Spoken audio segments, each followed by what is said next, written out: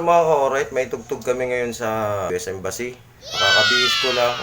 Ngayon di tayo gagamit ng motor, gawa ng expired yung aking lisensya na. Papunta na rito sila Kuya Frank para makisabay na ako sa sasakyan. So, andito si Nika. Ayan o. Kaway ka man. Wala siyang pasok ngayon, linggo ngayon. Ay, Sabado pa lang ngayon. Kaso nga lang ang problema, gusto niya mag-shot puno kasi may tugtog kami.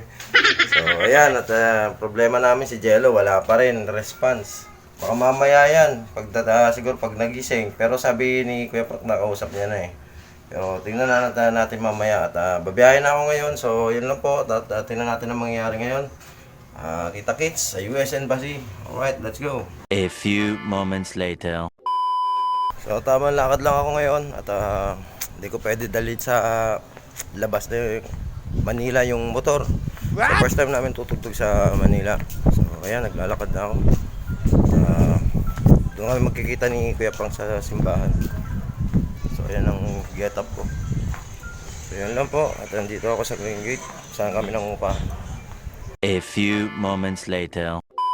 So, sa mga oras, nandito na ako ngayon sa loob ng mga gamit na gagamitin dun sa tutugtugan namin. So, dahil wala akong motor ngayon gagamitin at expired yung lisensya ko. So, ito, tambak dito na. Bali, nasa tulo ko. So, ayan.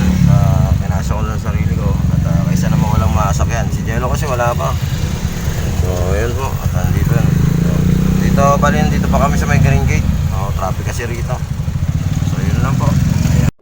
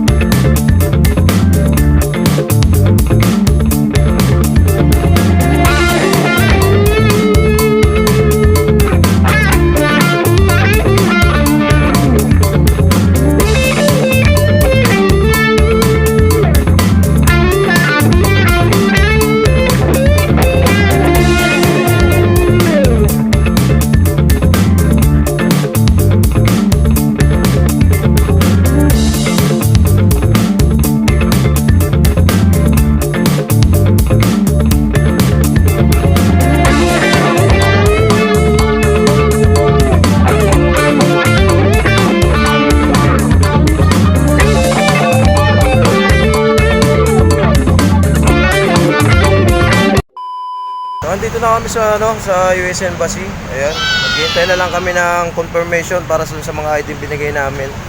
So si Jello nasa biyahe na kasi kaganina nagkamali yung pinuntahan natin. Ano saan ba yung kwento? Main office pala yon ng Veterans Affairs.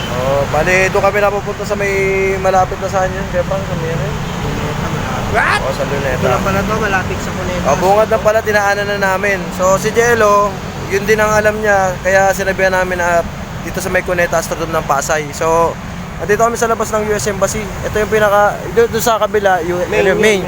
Ito, ano to? Parang pinaka-branch dito. Branch. So, yun, at naghihintay na lang kami kay Jello. At hihintayin yung ma-approve yung mga ID namin. Ayan. So, pagtapos ng approve yan, okay na. Papasok na kami. So, ayan, pagod, biyahe. Grabe.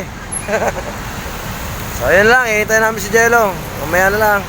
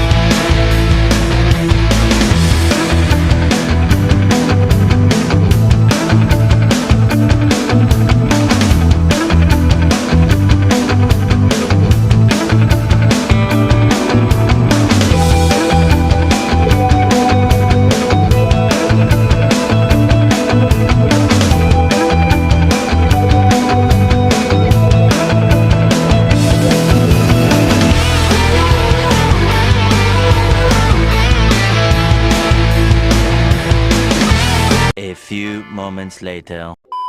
So what's up mga orat? Tapos lang namin mag-setup. Ayun si Jello. Jello! Oo na? Nagkatono lang. Oo. So tapos lang namin mag-setup. So dito kami sa likod. Oh. Yan. Ito yung tanawin sa taas.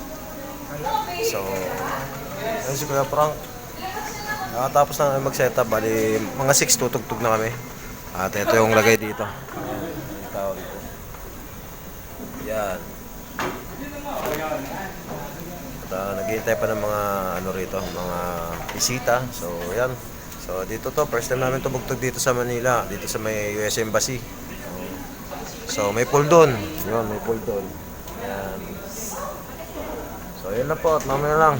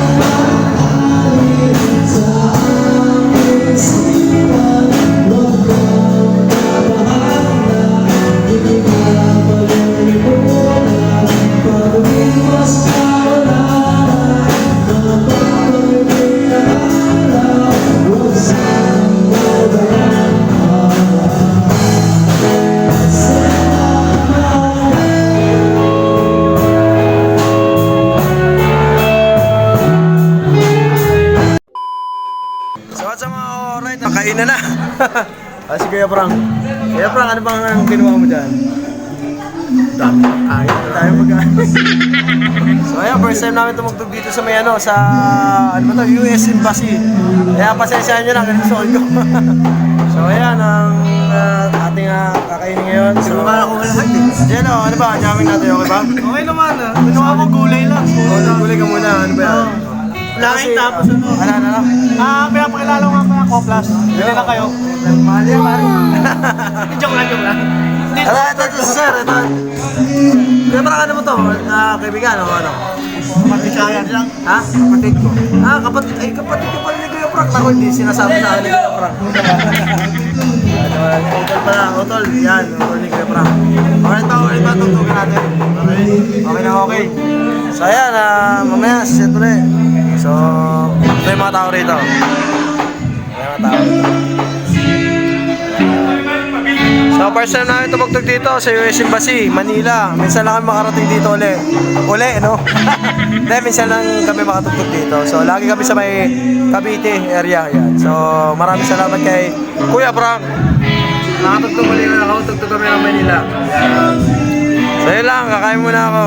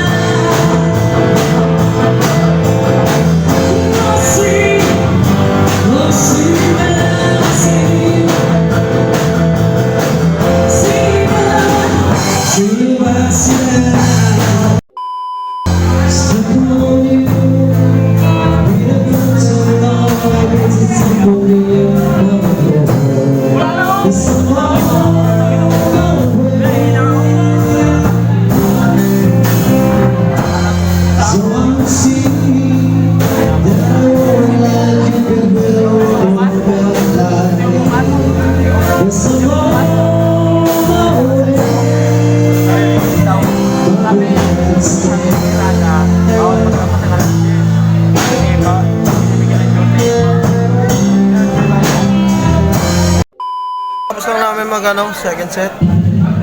Jello, ano? Kumusta ang tugtog natin? Okay naman. So good. Kasi, yun ang napapala kapag nag-track. Na paano, hindi man perfect pero sa gusto ko. Cool naman. Ayan. So, ayan, patapos na rin kami. Isang set na lang at pauwi na kami. Abuti kami rito mga alauna. Hindi, alas 5 tayo dito. Alasing ko tayo rito. Agad mo ba? So, ayan, dito. Nagpapabunutan sila. Ayan, mga ito. Ayan sila. Naka tayo sa gitna. Ayan yung may birthday. Ayan. So, ayan, at ngihintay lang kami ng oras para pagtapos niyan, tugtog na kami para tapos na rin kami mag-set.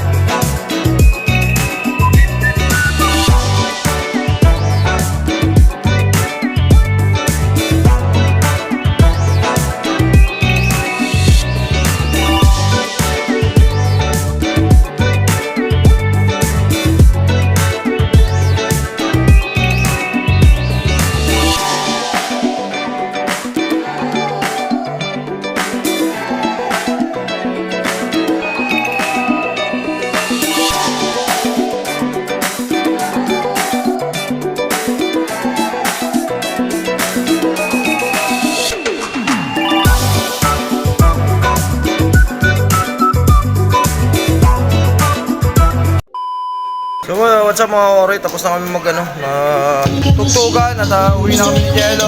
Right. Jello, ano ba? Okay ba yung exam natin? Gusto ko, sir. Oo ba? Pinagpunta lang. Nagligpit na kami, so ayan, at konting sounds para hindi naman boring dito kapag nagliligpit. So ayan, nagliligpit na si Kuya Frank. Kuya Frank, ano masasabi mo? Ayos lang. Okay ba? Ano pwede po pumunta? So ayan.